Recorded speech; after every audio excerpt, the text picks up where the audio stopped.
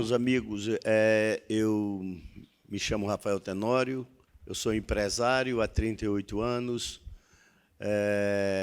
sou administrador e consultor de empresa, com especialização em gestão de pessoas, em planejamento financeiro, econômico e estratégico. Estou no futebol em 3 temporadas e meia, eu assumi o CSA em junho de 2015, o clube não tinha nenhuma divisão, o clube ficara em 6º colocado no campeonato alagoano, campeonato estadual, não ganhava um título há 8 anos, foi rebaixado em 10 anos para a 2ª divisão do campeonato estadual, em 10 anos ele foi rebaixado 2 vezes, o clube estava literalmente falido, completamente falido, o CNPJ do clube estava inativo, 213 ações trabalhistas transitadas em julgadas, já todos com condenação. O clube não tinha uma conta bancária havia 32 anos. O clube não tinha uma conta bancária. Quando assumimos o CSA, ele não tinha uma bola para treinar, não tinha um campo para treinar, não tinha calendário, foi eliminado em abril de 2015 do estadual e parou as atividades e uma torcida, um clube centenário e uma torcida fanática e os apelos, porque por quem passou pelo CSA, e eu sempre digo isso abertamente em público, trataram a instituição de uma forma muito irresponsável, como também me perdoe a minha sinceridade, a maioria dos presidentes, dos diretores de clubes de futebol do Brasil teriam que ser responsabilizados pelas suas irresponsabilidades com que tratam o futebol brasileiro, principalmente os clubes de futebol brasileiro. Eu, dentro do CSA, a partir do dia 1º de janeiro de 2016, quando ele falou da instabilidade, é verdade, em 42 meses que nós estamos participando de competição, nós tivemos 4 comissões técnicas, a primeira, 16 meses, que foi a Oliveira Canidé, que foi para o projeto da Série D, porque fomos para o estadual para ganharmos o direito de ir para a final, para o serviço, para poder ter o direito de disputar a Série D. Fomos com ele, 16 meses de trabalho. Depois, o outro projeto, já o acesso para a Série C, contratamos o Ney da Mata, que passou 6 meses, mas era para ser, na realidade, os 12 meses, porque o projeto era para ele 12 meses, e depois levamos o Marcelo Cabo, que trabalhou conosco 14 meses, 16 meses. Então, 16 com 6, 38 com 4 do Flávio Araújo, 42 meses. Todos os nossos projetos são preparados, planejados a médio e longo prazo. Eu não sou imediatista, mas dentro do futebol brasileiro prevalece muito esse imediatismo e então os resultados não vêm e isso custa muito caro para o clube, porque a maioria dos clubes do futebol brasileiro que estão quebrados, se você pegar o principal passivo deles é trabalhista, porque eles não têm paciência e não fazem projeto a longo prazo e não identificam aquele profissional que ele quer para aquele projeto, porque é muito difícil o futebol, como os nossos treinadores técnicos falaram sobre isso. E nós fizemos um planejamento para o CSA em 2016, e quando eu assumi o CSA, isso tem vídeo, isso tem áudio, eu dizia, pela confiança, pela minha experiência, que em 3 anos o CSA seria um case de sucesso para o Brasil. E eu dizia mais, eu tenho 3 grandes desafios na instituição. 3. O primeiro, conseguir calendário para o clube. Não tínhamos a menor condição de disputar o estadual com o CRB, que era o nosso principal adversário, que já vinha na Série B há mais de 15 anos. Mas o nosso objetivo era ser vice-campeão alagoano, e fomos vice-campeão alagoano. Fomos para a Série D, com o único objetivo do acesso. Fomos vice-campeão brasileiro, porque abrimos mão do título quando liberamos 3 jogadores, um, inclusive, veio para o Ceará, que foi o Douglas, quarto zagueiro, o Cleito, que nós liberamos para o Paysandu, e o Jean Kleber, que foi para o Marítimo de Portugal. Então, eu abri mão do título, já era na fase final, para que esses atletas tivessem melhores visibilidade e tivessem um ganho. 2017, nós fomos disputando de novo o campeonato alagoano, o objetivo era ser vice-campeão, fomos vice-campeão, fomos para a Série C e todos os prognósticos eram que o CSA lutaria desesperadamente para permanecer na Série C. Fomos de encontro a todas as projeções e fomos campeões brasileiros, disputamos a final com o Fortaleza. E eu até, na época, era o Luiz Eduardo, o Marcelo vivia lá, e eu me recordo daquela tarde, quando eu disse, hoje nós vamos ser campeão aqui dentro do Castelão, com 53 mil pessoas, e o que vocês fazem, Roberto, dentro do clube, eu faço isso com os meus jogadores. Eu faço a motivacional com eles, exatamente faltando meia hora para eles entrarem em campo. Eu vou no rosto de cada um, eu olho dentro dos olhos dele e mostro para ele que a única oportunidade que nós vamos ter nas nossas vidas é hoje. E lá nós conseguimos ganhar do Fortaleza, de 2-1. Naquele dia nós ganhamos o título de campeão brasileiro, porque o jogo de volta nós íamos só fazer aquele joguinho lá que eu aprendi que depois dos 40 minutos fura a bola, bota prego, faz tudo. E assim nós fizemos e ganhamos o título de campeão brasileiro. Fomos para 2018 e o objetivo era ser campeão alagoano, porque precisávamos desse título para que a nossa torcida pudesse saborear, já que havia 10 anos que não ganhava um título. Fomos campeões alagoanos em 2018 e fomos para a Série B. E eu tenho a revista Placar e, de novo, cai CSA, cai fulano, cai ciclano, cai todo, e eu rindo deles. Eu ria deles, eu ria. E um programa de televisão lá, o presidente do CRB e a torcida interagindo, Marcelo, e dizia, o CSA não vai permanecer na Série B. Não vai. Isso era todos os prognósticos. Aí, na hora que eu fui falar, eu falei, realmente, nós não vamos permanecer na Série B, porque a Série B é uma passagem para a gente. E depois, lá, durante a competição, eu dizia para o Marcelo liderando a competição, e a gente sempre no G4, sempre no calcanhar dele, teve uma hora que eu disse, eu fico satisfeito de você ser campeão e eu ser o vice-campeão brasileiro, e, para nossa felicidade, ele foi campeão brasileiro, nós somos vice-campeão brasileiro também da Série B. E fomos, 2019, campeão alagoano, bicampeão alagoano. Mas o grande sucesso do CSA, ele não está apenas só dentro de campo, ele está fora de campo. O CSA, ele tinha, quando eles falaram ali, nenhum tópico dele, que lidar com vice-presidente, com conselhos, com isso, com aquilo. No CSA, quando eu assumi o CSA, eu mudei o estatuto do clube, o que era 11 vice-presidentes, que só dava para atrapalhar, eu eliminei todos esses cargos de vice-presidente, criamos o vice-presidente geral do clube e 2 superintendentes, um de futebol e um administrativo, porque o financeiro quem cuida sou eu, que o dinheiro sai do meu bolso, portanto, quem tem que administrar o dinheiro sou eu. E sabe o que eu fiz? Eu profissionalizei a gestão do CSA.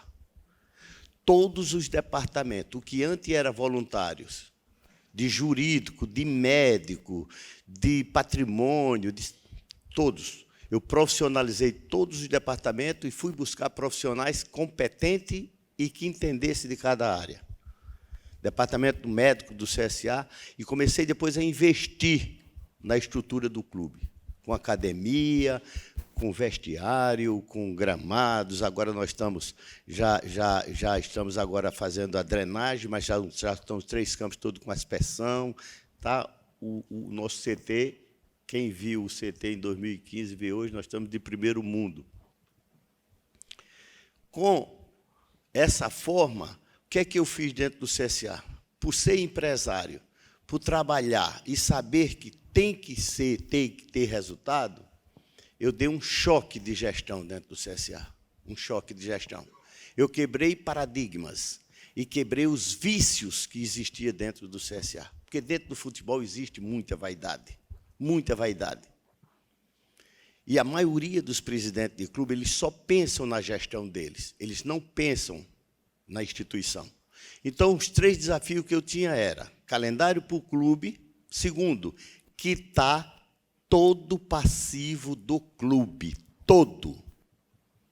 Eu passei 6 meses com o meu departamento jurídico, com o meu setor de contabilidade, todas as estruturas do nosso grupo empresarial, levei para dentro do CSA e levantei todo o passivo do clube, trabalhista, previdenciário, tributário, fiscal, cível, e afirmo para os senhores, nós quitamos a dívida trabalhista do CSA no dia 10 de junho desse mês, porque eu tinha assinado um compromisso com o Tribunal Regional do Trabalho de Alagoas, de que quitaria no dia 30 de agosto de 2019. Nós quitamos no dia 10. O CSA, hoje, não tem uma ação trabalhista, nem do passado, nem do presente.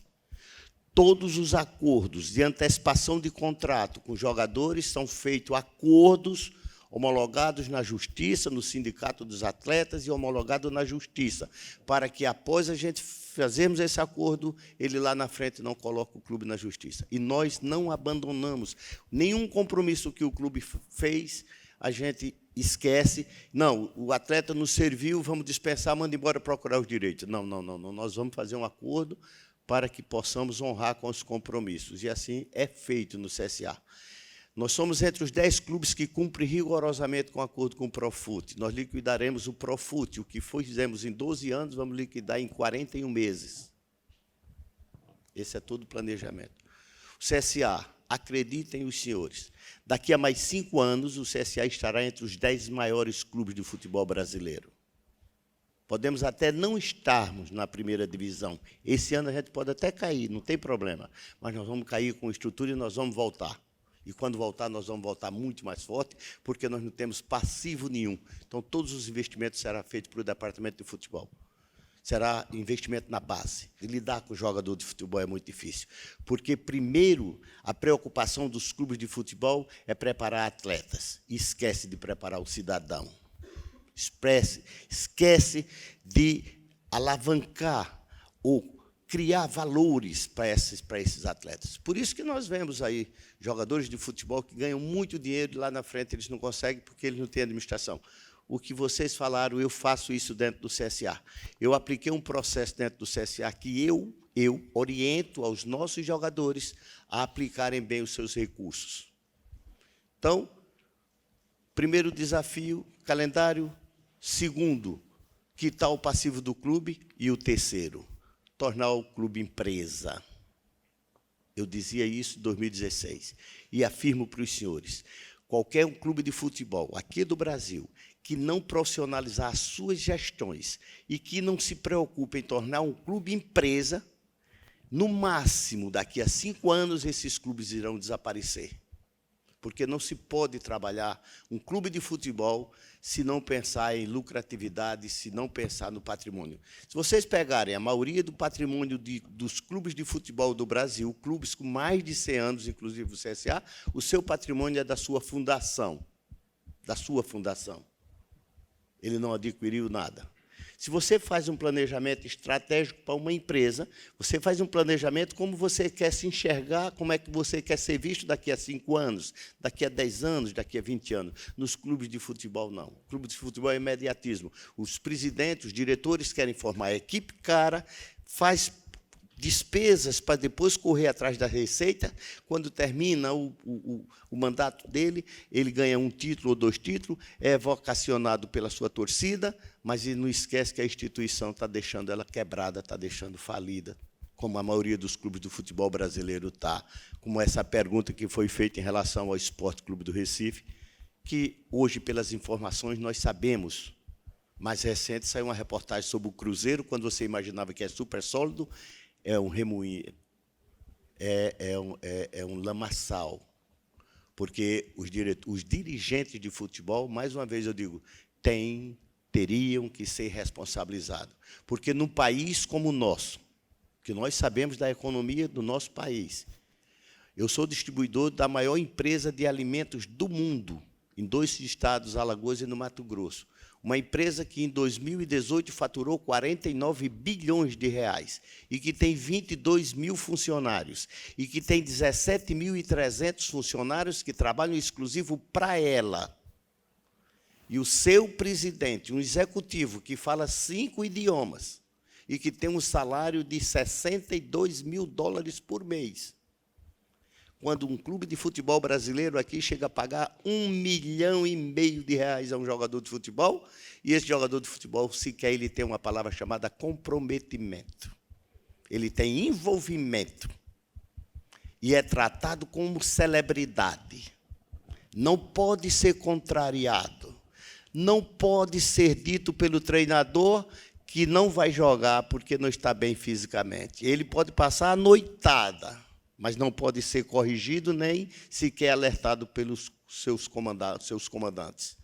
Então, ou se muda o conceito, onde se dê condição ao gestor de futebol a cuidar desse maior patrimônio, porque um atleta que ganha um salário desse, que vai para um departamento médico, que simula contusão, que simula indisposição para não jogar ou não ir treinar, isso é um custo muito alto. Mas o mundo do futebol, eu me sinto como se eu tivesse, na analogia, estão estrupando os meus valores. Tudo o que eles disseram é a realidade do futebol. Não, jogador de futebol, muito pouquíssimos deles têm comprometimento com o processo. Enquanto você está dentro de uma empresa que te cobra resultado, que você tem objetivos a serem atingidos, e você tem responsabilidade dentro do futebol, não se tem. E a gente vê essa ciranda de treinador, eu fico até dando um exemplo. Porque hoje, a comunicação é muito fácil, todo mundo sabe quem é o Hugo, o Guto, todo mundo sabe quem é o Roberto Fernandes, todo mundo conhece todo mundo. E por que você contrata um profissional para, com 2, 3 meses, você demiti-lo? Você não conhece ele. Mais um exemplo agora, o Flamengo, por exemplo. O Flamengo, todo mundo conhece o Abel Braga, e contratou, e com menos de 5 meses, mandou o cara embora, e está pagando hoje 300 mil dólares de salário para um português, que sequer, eu acho que poucas vezes veio ao Brasil. Então, senhoras e senhores, eu quero dizer exatamente isso para você, o segredo do CSA é isso. E uma das coisas que eu quebrei dentro do futebol, principalmente do CSA, esses paradigmas. E eu apliquei 2 processos de gestão dentro do clube. Primeiro, para o futebol, gestão compartilhada. Não se pode responsabilizar única e exclusivamente a uma comissão técnica. E é o que acontece com os presidentes de clube. Não bota a cara para bater, porque ele não vive, ele não está presente no dia a dia, dentro com a comissão técnica, com o departamento de futebol, com o departamento médico, de fisiologia, de nutricionistas, para entender a dinâmica da situação. Aí perde 2, 3 jogos, ele é o primeiro a incentivar a torcida para que peça a cabeça do treinador para ir embora. Porque ele não vive dentro do futebol, ele não vive com a equipe. E na gestão compartilhada, quando vai contratar um jogador, que eu peço para o meu treinador indicar esse jogador, eu sento com o departamento médico para ver o histórico desse jogador, eu sento com o departamento de desempenho, de análise de desempenho, para ver e chamo. Você quer, o atleta quer, o departamento de futebol, e eu sou o presidente do clube, eu vejo se dentro do meu orçamento eu posso pagar esse atleta, trazemos o atleta, mas passa por essa comissão. Se errar, erramos todos. Se acertar, acertamos todos. Por isso que eu passo tanto tempo com a minha comissão técnica. Troquei agora porque era insuportável que o profissional já não conseguia sair na rua, porque ele estava sendo toda hora ameaçado de morte, de família, disso e daquilo. Então, vocês, treinadores, se sentem, às vezes, muito só, porque são abandonados pela própria direção do clube.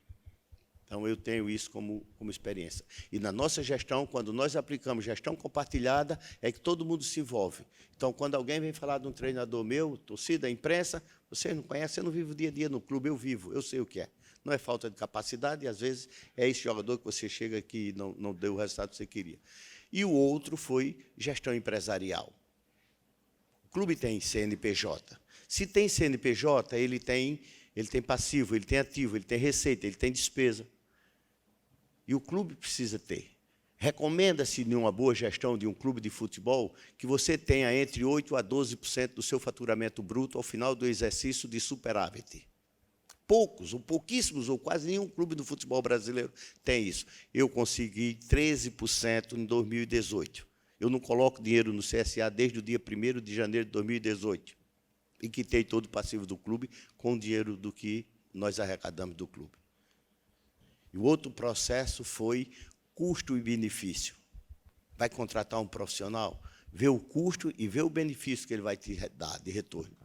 E o outro, pessoas, é fundamental, é o ganha-ganha. Nós não estamos mais vivendo em um mundo onde só um ganha, todos têm que ganhar. Agora, todos têm que ganhar de acordo com a sua participação. Eu costumo dizer para os meus atletas, você vai me dar aquilo que eu preciso, e eu vou devolver aquilo que você merece. Porque, muitas das vezes, mais é menos e menos é mais. O que ele falou? Basta só cada atleta pegar 1 quilo a mais. No final, você vai ter 12 quilos, ou 13 ou 15, dentro do elenco. Então, todo mundo tem que estar uniforme. Uma equipe só tem resultado se ela trabalhar uniforme. Se funcionar do departamento de futebol ao departamento de nutrição. Todo mundo tem que estar alinhado para que o resultado venha. Então, esse é o que fez do CSA ser um case de sucesso no Brasil. Em 3 temporadas, 4 acessos, 2 vice-campeonatos, um campeonato brasileiro, um vice-brasileiro, e bicampeão alagoano e 2 vice-campeão alagoano. Esse foi o segredo do clube. Nós fizemos diferente. Nós saímos da mesmice, sabe, de querer fazer aquilo que não pode. É a mesma coisa que o cara que ganha 10 gasta 15. Vai para o cheque especial, vai para o cartão de crédito. Não. A gente só faz aquilo dentro do que pode. Estabelecemos teto salarial, não ultrapasso. Cada departamento recebe seu orçamento financeiro para o ano. Ele não pode gastar em 6, nem 8 meses, nem 9. Ele tem que gastar nos 12. Por isso que o resultado está vindo. Então, eu agradeço muito a vocês por ter essa paciência de ouvir e de ver mais. Nós evoluímos mais para finalizar. Nós montamos a nossa marca própria. Hoje nós temos uma marca, o Azulão é nossa. Nós já temos 2 lojas.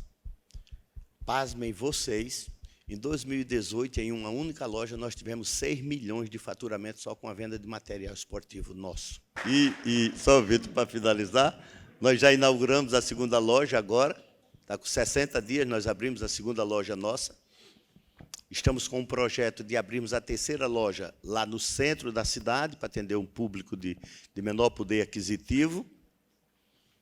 Fizemos a campanha com sócio-torcedor, hoje estamos com mais de 10 mil sócios-torcedores adimplente, que é o maior patrocinador do clube. Então, foi diante disso que nossa loja, sócio-torcedor, investimentos, já está tudo prontinho, que eu quero deixar no dia 1º de janeiro. Eu quero começar agora a tomar minhas lapadas de cachaça por aí afora, sem ser que eu vou